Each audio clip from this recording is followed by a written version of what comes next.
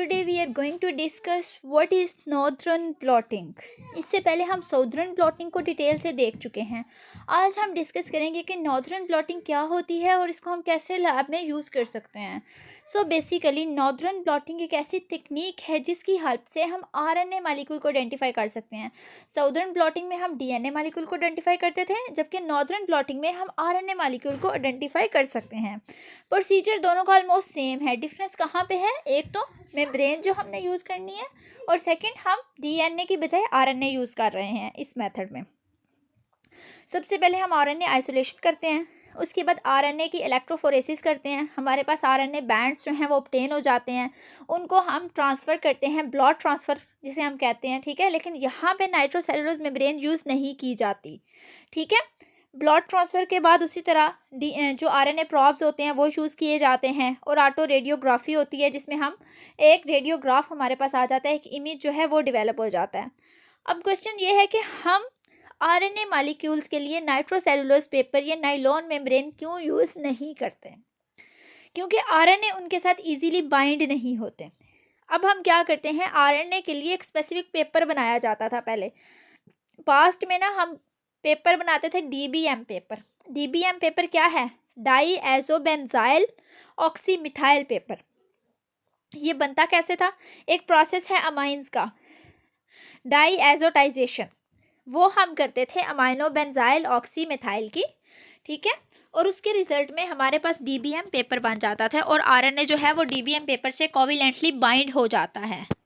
लेकिन अभी ये मेथड यूज़ नहीं किया जाता, डीबीएम पेपर अब नहीं बनाए जाते, और अगर बनाए जाते हैं तो बहुत कम ये यूज़ होते हैं, क्योंकि अब जो नाइट्रोसेलुलोज पेपर है ना, उसी को डेवलप कर लिया गया है उन कंडीशंस के अकॉर्डिंग जो आरएनए मॉलिक्यूल की बाइंडिंग के लिए रिक्वायर्ड होती हैं। इसी तरह नाइलॉन मेम्ब्रेन्स जो हैं उनको भी मॉडिफाई कर लिया गया है। स्पेसिफिक कंडीशंस चाहिए होती हैं आरएनए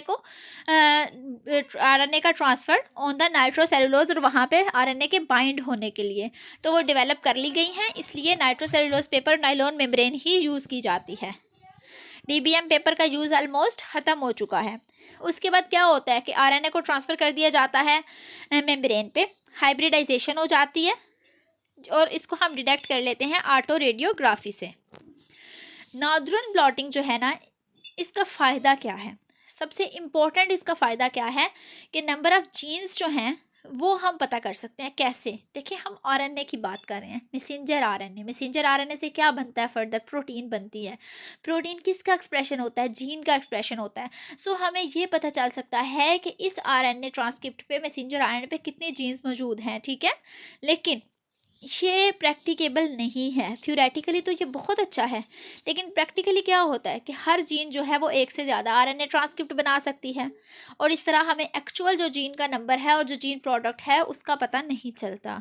इसके अलावा ड्रॉबैक क्या है कि इसमें एक्सॉन्स और इंट्रॉन्स दोनों होते हैं, जिसकी वजह से हम एक्सप्रेशन जो है वो ईजिली डिटरमाइन नहीं कर सकते। अब ये जो है ये नॉर्दर्न ब्लॉटिंग का प्रोसेस है। इसमें क्या होता है, आरएनए हमने एक्सट्रैक्ट कर लिया, आरएनए आइसोलेट हो गया। अब हमने उसके लिए जेल रन कर ली, इलेक्ट्रोफोरेसिस कर लिया, आरएनए बैंड्स बन गए, उनकी हाइब्रिडाइजेशन हुई। अच्छा सॉरी, शायद मैंने पहले आरएनए प्रॉब का वर्ड यूज़ किया है, हम इसके लिए डीएनए प्रॉब यूज़ करते हैं, ठीक है। और हाइब्रिडाइजेशन हुई, फिर ऑटो रेडियोग्राफी हुई, और हमारे पास एक इमेज आ गया। सो ये है बेसिकली नॉर्दर्न ब्लॉटिंग।